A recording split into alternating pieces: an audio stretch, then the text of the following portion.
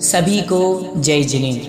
परम पूज्य आचार्य भगवंत शिवकोटि महाराज द्वारा विरचित मृत्यु पर लिखा गया सबसे प्राचीन ग्रंथ, जिसमें संलेखना का वर्णन है, ऐसा परम पूजनीय परम आराध्य श्री भगवती आराधना ग्रंथादिराज का स्वाध्याय भव्योदय चैनल के ऊपर निरंतर चल रहा है।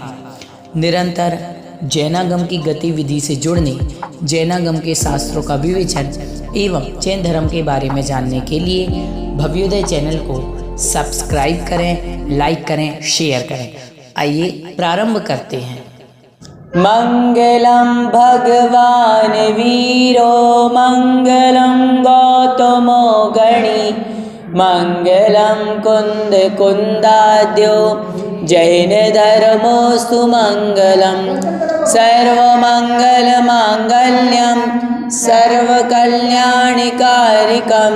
प्रधानं सर्वधर्माणां जैनं जयतु शासनं जैनं जयतु शासनं जैनं जयतु शासनं सिद्धे जयप्रसिद्धे चौविहाराणाफलं पत्ते वन्दिता अर्हन्ते वोच्छम आराहणं। जय बोलिए देवादिदेव एक ऋषि बड़े बाबा आदिनाथ भगवान की जय। बोलिए परम पूज्य आचार्य भगवंत शिव कोटि मुनि महाराज की, संत शिरोमणि पूज्य गुरुदेव विद्यासागर जी महाराज की, परम पूज्य मुनि पुंगव सुधासागर जी महाराज की। चर्चा चल रही थी कि मुनिराज केस लॉन्च क्यों करते हैं, क्या कारण होता है केस लुंचन करने का। यदि केस लुंचन ना करें तो क्या आपत्ति होगी। तो कल हमने पढ़ा था कि यदि मुनिराज केस लॉन्च नहीं करते हैं तो बाल बड़े हो जाएंगे। केस मतलब बाल क्या हो जाएंगे, बड़े हो जाएंगे। और जब बाल बड़े हो जाएंगे तो उनमें सम्मूर्छन जूं आदि जीवों की क्या होती है, उत्पत्ति होती है। और जीवों की जब उत्पत्ति होती है तो मुनिराज शयन करते हैं या लेटते हैं या ठोकर लग जाए तो उनसे जीवों को क्या हो सकती है, बाधा पहुंच सकती है, कष्ट पहुंच सकता है, उनकी हिंसा होने की संभावनाएं बढ़ जाती हैं। और मुनिराज नहीं चाहते कि मेरे इस शरीर के निमित्त से किसी जीव की हिंसा हो। अब प्रश्न होता है कि उन्हें बाल तो काटना ही है, और बाल या तो कैंची से काटे जा सकते हैं या रेजर से, पर वो उनके पास होता नहीं है, किसी से याचना कर नहीं सकते हैं, पैसे उनके पास होते नहीं हैं जो वो खरीद सकें। इसीलिए वो बालों का क्या करते हैं, लोचन, अर्थात बालों को हाथों से ही उखाड़ करके निकालते हैं। अब गाथा नंबर 88 और क्या कारण होता है वह बता रहे हैं। जुगाहिया लिखाइया बादिज्जन्तस्य संकेलेशोया संघट्टजन्तीयाते कंडुयणे तेण सोलोचो। जूं से और लीखों से पीड़ित साधु के संक्लेश उत्पन्न होता है। खुजाने पर वे जूं आदि पीड़ित होते हैं, इस कारण से केस लॉन्च किया जाता है। बड़े बड़े जूं हो जाते हैं और लीखे हो जाती हैं, उससे बालों में खुजली उत्पन्न होती है। ऐसा लगता है कि बालों को क्या कर लें, खुजला लें। और उनको जब खुजलाते हैं तो हमारी उंगलियों के माध्यम से उनको क्या होता है, पीड़ा होती है, कष्ट होती है, और कदाचित मरण को भी प्राप्त हो जाते हैं। अतः इस कारण से मुनिराज क्या करते हैं, केस लॉन्च करते हैं। जूं और लीक जब साधु को बाधा पहुंचाती है तो साधु को संक्लेश होता है, मन में किसी न किसी के प्रकार के विचार तो आते ही हैं। साधना आदि में मन नहीं लग पाएगा, ऐसा लगेगा कि क्या भला है बस। तो वह संक्लेश अशुभ परिणाम के कारण पापाश्रव का कारण होता है। तो पूर्व में बद्ध कर्म पुद्गलों के अनुभाग रस में वृद्धि होती है, अर्थात क्या कहते हैं कि कर्म बंधते हैं, कटने की जगह क्या होते हैं, बंधते हैं। इसीलिए साधु बालों को उखाड़ करके फेंक देता है। न जू होंगे, न लीक होगी, न खुजली होगी, न अन्य अन्य प्रकार के परिणाम होंगे। समझ में आया? अब कहा कि यह लोच सिर और दाढ़ी के बालों का हाथ की उंगलियों के द्वारा 2, 3 या 4 मास में प्रदक्षिणा के रूप में अर्थात दाहिनी ओर से बाईं ओर किया जाता है, इधर से इधर की ओर किया जाता है। या तो उत्कृष्ट रूप से 2 महीने में कर लो, 3 में कर लो। मतलब ये भी कोई नियम है क्या? मतलब ऐसे ही करना है क्या? बालों को? हाँ, वो तो कहा कि भाई इस तरफ से उखाड़ करके पहले इधर से उखाड़ो, फिर उखाड़ते उखाड़ते इधर के उखाड़ो, एक दाहिनी ओर से बाईं ओर, ऐसा कहा। अब आचार्य शिवकोटि महाराज ने कहा है तो कोई बात ही है ना। बाकी फिर अपनी अनुकूलता है, ऐसा वो इसमें टीका में लिखा है कि भाई दाहिनी ओर से बाएं इस तरफ की ओर करते हैं, क्योंकि दाहिना हाथ यही पड़ता है। अधिकांश साधुओं का सबका क्या चलता है? दाहिना हाथ। तो सबसे पहले इधर से या बीच से प्रारंभ करेंगे, यहाँ से तो करते नहीं है क्योंकि यहाँ पे ज़्यादा तकलीफ होती है, जो नरम जगह होती है ना, तो यहाँ बीच से करते हैं पहले, यहाँ इस तरफ से। तो केस लुंचन करके उनको धीरे धीरे क्या करते हैं? उखाड़ फेंकते हैं। देखो, जिसने अपने जीवन में मान लिया शरीर मेरे लिए कुछ है ही नहीं, आत्मा ही सब कुछ है, उसके लिए कोई बड़ी बात नहीं है, उनके लिए ये कोई तकलीफ नहीं है। मुनिराज के लिए तो ये महान कर्म निर्जरा का कारण है, और जब उनके कर्मों की निर्जरा होती है तो उनको आनंद की अनुभूति होती है। और हम सोचते उन्हें दुख होता है, दुख नहीं होता, कर्मों की निर्जरा से आनंद होता है। और जिस दिन आप और हम भी इस पथ पे निकल पड़ेंगे ना, याद रखना, ऐसा ही लगेगा जैसे जमीन में से घास उखाड़ रहे हो।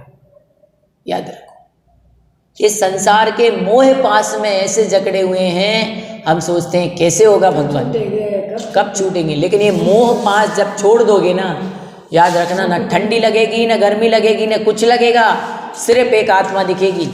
अब आप कहोगे कैसे? देखो उन मुनिराजों को, उसको सब क्या करते हैं? ये शरीर मेरा है ही नहीं, उसकी ओर उनका ध्यान नहीं जाता।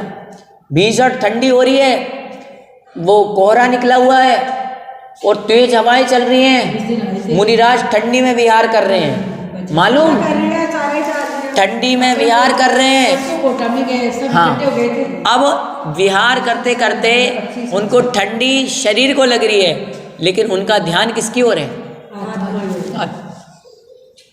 तो कहाँ भान है?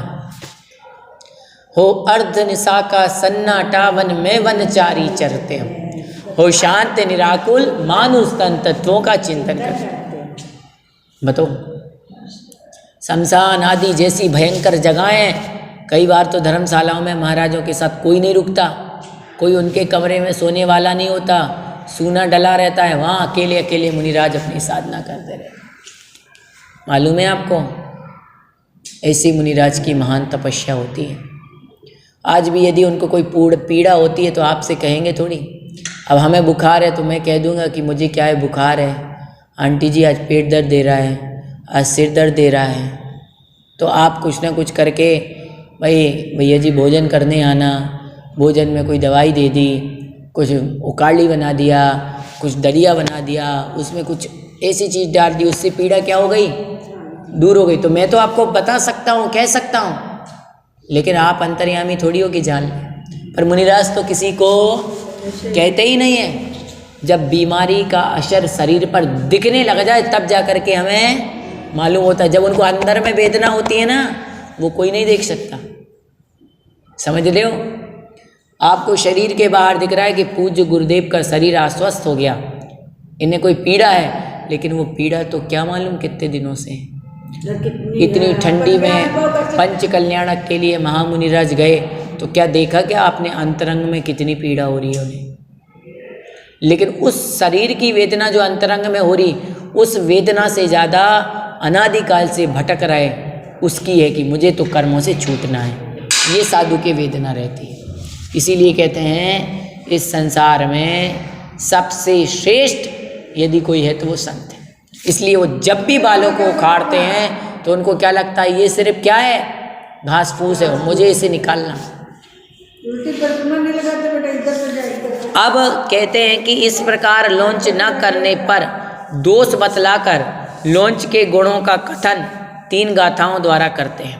गाथा नंबर 89। लोच कदे मुंडत्तम मुंडत्ते होयिणिव्यारत्तम तोणिव्यार करणो पग्गहि दरम परिकमधि। लोच किया हुआ सिर मुंडा हो जाता है। मुंडा अर्थात सिर के ऊपर एक भी बाल नहीं बचते हैं। मुंडता के होने पर निर्विकारता होती है, अर्थात अब मन के अंदर कोई भी विकार नहीं है। उसमें विकार रहित क्रियाशील होने से प्रग्रहिस्तर चेष्टा करता है। लोंच में कृत अर्थात स्थित लोच कृत है। दोनों का योग विभाग करने पर सप्तमी समास में अर्थ होता है लोच करने पर। कोई लोच में स्थित होने पर ऐसा अर्थ करते हैं तो अन्य लोय गदे ऐसा पाठ रखते हैं और वे अर्थ करते हैं लोच को प्राप्त होने पर अथवा कृत शब्द भाव साधन है तब सप्तमी का अर्थ सत होता है, अर्थात लोच क्रिया के होने पर मुंडित होता है, सिर मुंड जाता है। सिर मुंडन मुक्ति का उपाय नहीं है क्योंकि वह रत्नत्रय रूप नहीं है। जैसे असत्य बोलना तब इस अनुपयोगी के गुण कहने पर क्या लाभ। कह रहे हैं सिर का मुंडन होना मुक्ति का तो उपाय नहीं है और वह रत्नत्रय रूप भी नहीं है। फिर ये क्यों करते हैं, क्या है इसका प्रयोजन? तो कहा इसके उत्तर में कहते हैं कि मुंडन होने पर निर्विकारता होती है। मुंडन कर जिसका मुंडन होता है समझ लो उसको अपने बालों से प्रेम नहीं है। मुनिराज ने बालों को उखाड़ फेंक दिया मतलब वो निर्विकार है, वही तो फेंक सकता है बालों को उखाड़ करके। लीला सहित गमन, श्रृंगार, कथा, कटाक्ष द्वारा निरीक्षण, ये सब विकार है। जो इन सबको नहीं करता वो निर्विकार है। अब हम देखो भैया ऐसे बाल रखना है, ऐसे बाल रखना, देखो बढ़िया कंघी करके आए हैं। अब कंघी करना ये भी तो एक प्रकार का क्या है, शरीर का संस्कार है, श्रृंगार है। अब आपने कहा भैया हम तो सिंपल करते हैं, सिंपल करो या कैसी करो, लेकिन श्रृंगार तो है। बताओ बोलो है या नहीं है? या तो एक कोई सेब रखता ही नहीं है तो वो बोले मेरे को रखना अच्छा नहीं लगता, वो भी उसका श्रृंगार है, वो भी बिल्कुल एकदम क्लीन। हाँ, कोई ये छोटी छोटी मूछे बस रख लेता है, दाढ़ी नहीं रखता, वो भी श्रृंगार है। कोई छोटी रख लेता है, कोई बड़ी रख लेता है, तो कुछ ना कुछ तो उसके मन में होता है ना। यदि हमारे मन में श्रृंगार नहीं है, कुछ नहीं है, इस बालों से आपको इतना उखाड़ो, बताओ नहीं उखाड़ सकते ना, क्योंकि मन के अंदर वो शक्ति नहीं। अभी मोह हमारा लगा हुआ है। महिलाओं को इतना प्रेम होता है अपने चेहरे से, पुरुषों का तो होता ही है, सबका ही होता है कि वो बाल को तो अच्छा रखती ही रखती हैं। जो आंखों के ऊपर के बाल होते हैं इनको भी सुंदर रखना चाहती हैं, चाहती कि नहीं चाहती? शरीर में हाथ हैं, पैर हैं, कहीं पर भी कोई बाल नहीं होना चाहिए उनको। हाँ, सभी की कह रहा हूँ मैं, लेकिन हाँ अब बोले कि मुझे अपनी आंखों के बालों को सुंदर रखना है, एक बाल भी एक्स्ट्रा नहीं होना चाहिए। एक एक इंच दाढ़ी बनवाने जाएंगे तो भैया ऐसी बनाना, ऐसी बनाना, ऐसी करना, ये भी एक प्रकार का क्या चल गया है, फैशन। बालों की कटिंग जेंट्सों की आप देखोगे बहुत प्रकार की होती है, महिलाओं के भी बाल कटने लग गए, उनकी भी डिजाइन होती है। अब आप ये देखेंगे ये शरीर का क्या कहलाता है, संस्कार, श्रृंगार, और ये किसका प्रतीक है, विकार का कि अविकार का? विकार का, क्योंकि हमारे मन में अभी विकार का मतलब है श्रृंगार का भाव है, सजने संवरने का भाव है, खाने के भाव है कि कोई देखेगा तो। और नहीं तो यदि नहीं है भाव तो एक काम करो, एक कैंची लो और अपने बाल जैसे जैसे जैसे जैसे काट लो। नहीं काट सकते, समझ गए? बस इसीलिए हम कैसे हैं, अभी विकारी हैं। इसीलिए कहा कि जब पता नहीं करता कि वह निर्विकार है, जिसकी चेष्टाएं विकार रहित होती हैं, वह रत्नत्रय में उद्योग करता है। जिसकी चेष्टाएं विकार रहित हैं, जिसके मन में किसी भी प्रकार का श्रृंगार आदि की कथा नहीं है, जीवन में किसी को भी देखता नहीं है, किसी को भी वो नहीं करता, तब जा कर के काम बनता है। और हम देखो कम है हमारे। अहिंसा से हम शरीर का श्रृंगार करते हैं, लेकिन करते तो है ना। हिंसा का हमने मान लो कर दिया कि हमें लिपस्टिक नहीं लगानी, नेल पेंट नहीं लगाना, तो ये हिंसा का त्याग हुआ। तो उसकी जगह हमने मेहंदी लगा ली। तो शरीर का संस्कार हमने श्रृंगार नहीं छोड़ा, अभी क्या छोड़ा है कि हिंसा के साधन। आपने कहा मैं मेहंदी तो लगाऊंगा पर ऐसी नहीं लगाऊंगा जिसमें हिंसा हो, तो आपने कोई दूसरी लगा ली।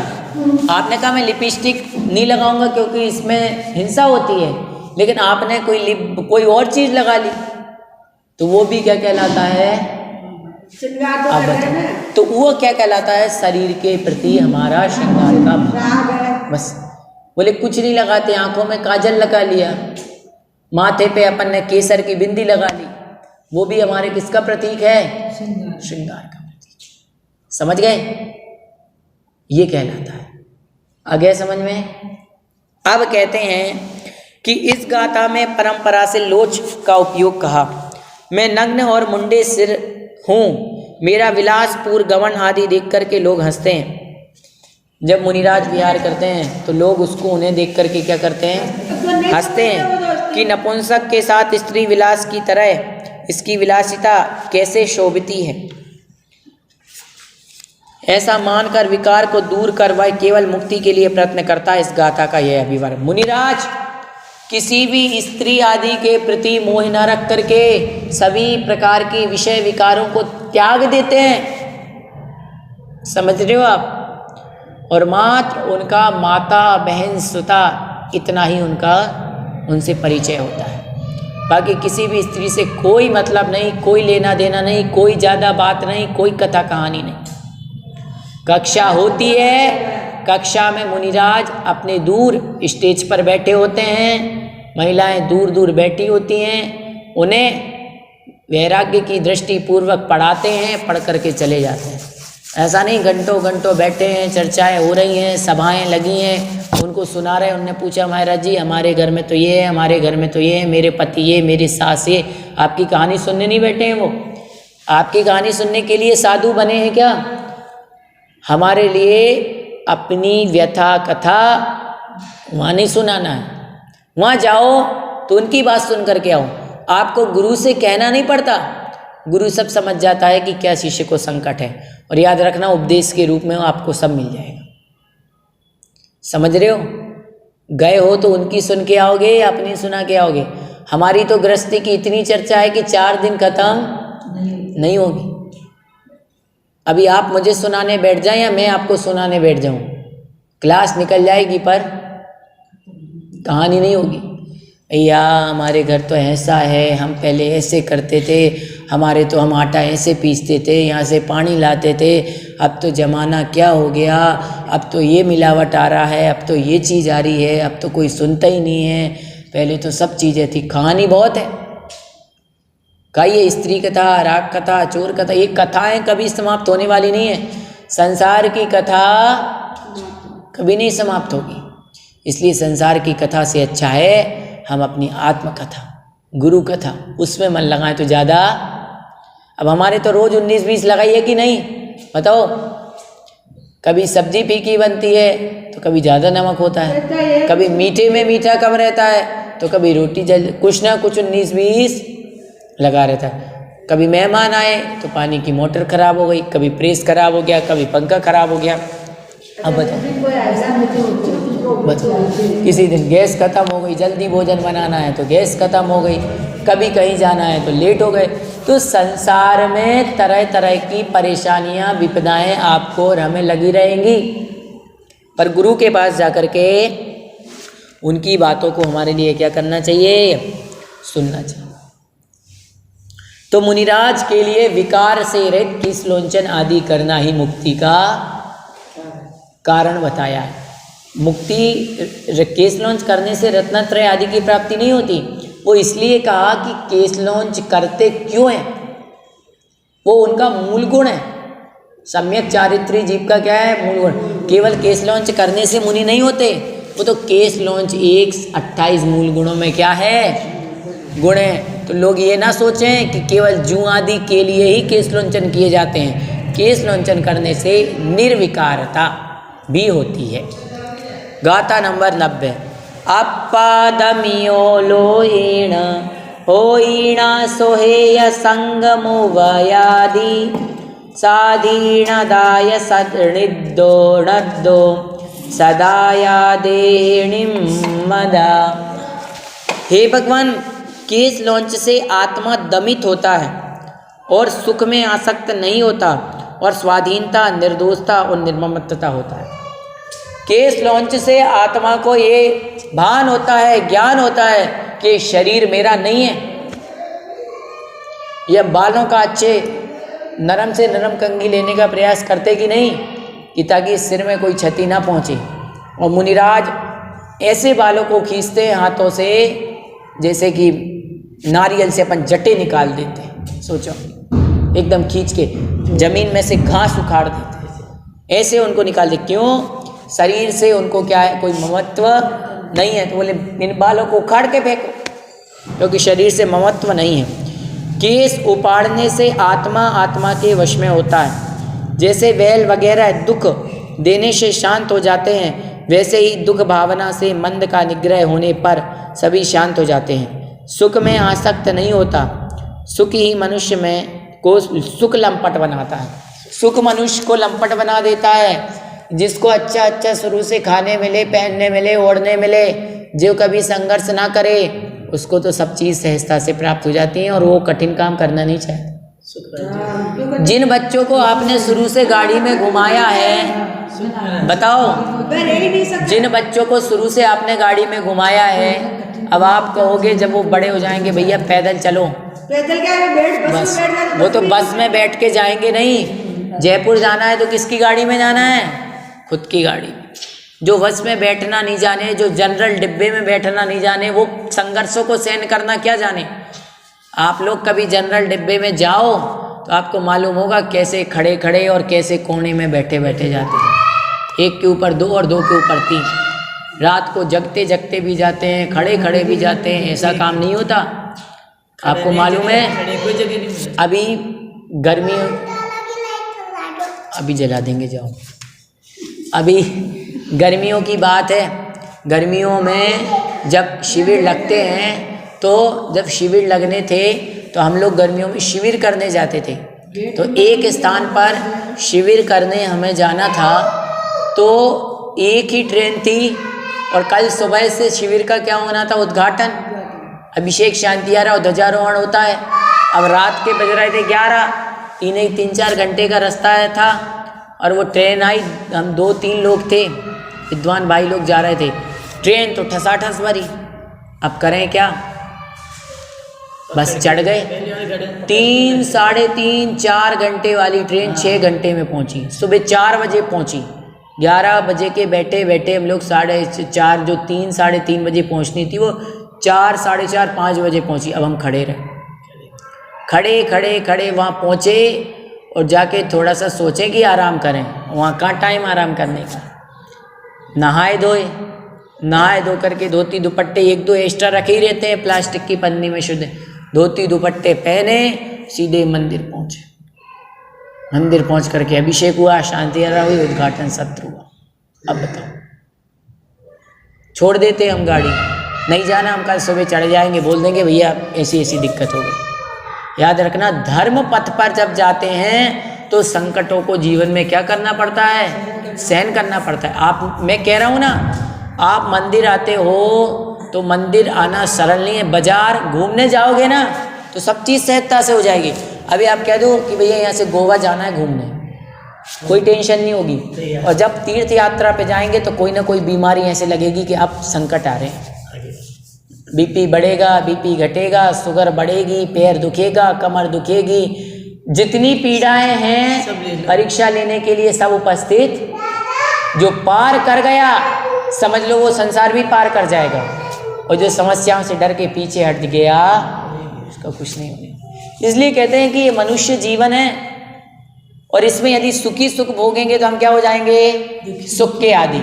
और संघर्ष करेंगे, मेहनत करेंगे तो सब चीज कर सकते हैं। समझ गए? बच्चा तो बिल्कुल ही कुछ समझते तो बस अब वो संघर्ष, वो मेहनत नहीं है ना। स्कूल जाना है, गाड़ियों से जाते हैं।